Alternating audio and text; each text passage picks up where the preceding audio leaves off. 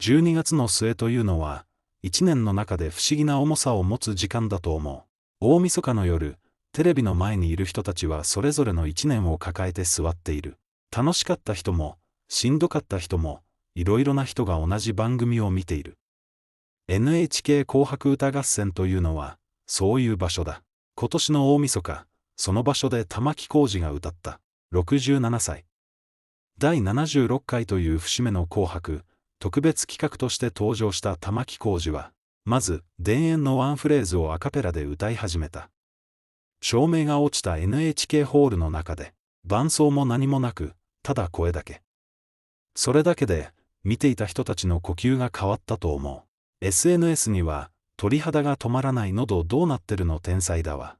涙という言葉が、歌唱が終わるかどうかという間に溢れ出した。その後ステージが切り替わった。円弧型の大型スクリーンが北海道の大地と、馬が夜明けの光の中を走る映像で満たされた。オーケストラとバンドの音が重なり始め、玉置はギターを手に持ってファンファーレを歌った。テレビでは、これが初めての歌唱だった。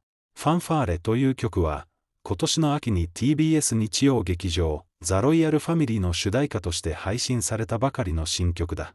玉置浩二として3年ぶりとなるドラマ書き下ろし楽曲で、10月13日に配信がスタートした。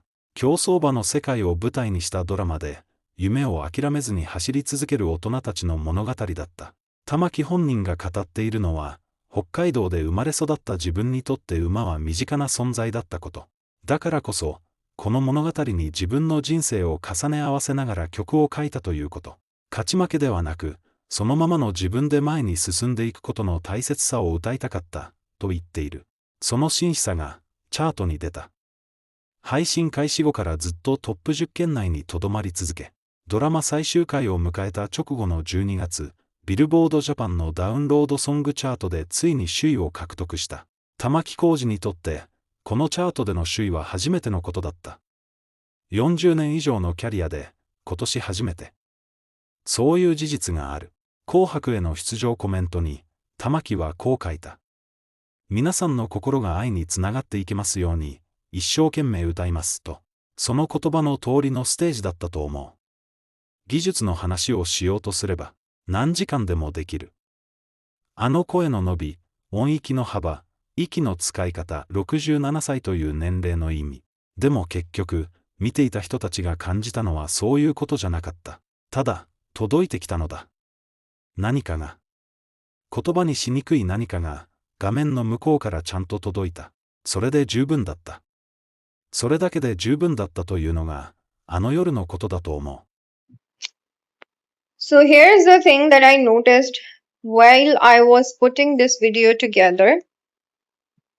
The word fanfare in English, and it's essentially the same in Japanese as a borrowed concept, doesn't refer to the main event, it refers to the moment before the main event. It's a burst of brass and percussion that says, stand up, something is coming, give this your full attention. And what I keep thinking about is the way Tamaki structured that Kohaku performance as its own kind of fanfare for itself. The stripped back Denon opening wasn't the performance, it was the announcement that the performance was real, that what followed was going to ask something of the room. Like the brass section telling everyone to stop what they were doing, put down their drinks, look up. It worked because it was true. I spent a fair amount of time lately thinking about what separates a performance that people call technically impressive from a performance that people cry at without understanding why.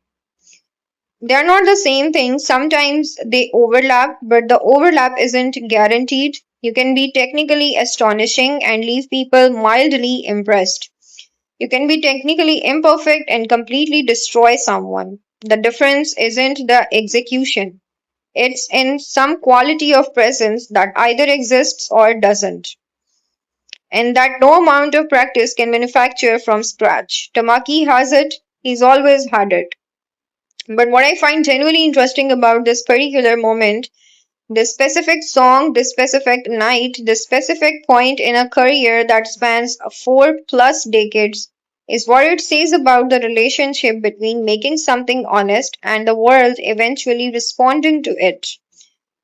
Fanfare as a song is about continuing without needing to win, about moving forward as yourself even when no finish line is visible, even when the race feels uncertain. That's not a complicated sentiment, it's actually a fairly simple one. But the simple things said with total conviction are rarer than complex things said competently, and then the total conviction, the sense that every syllable of this song was meant. That's what people felt in the room and through their screens and in those clips people shared the next morning.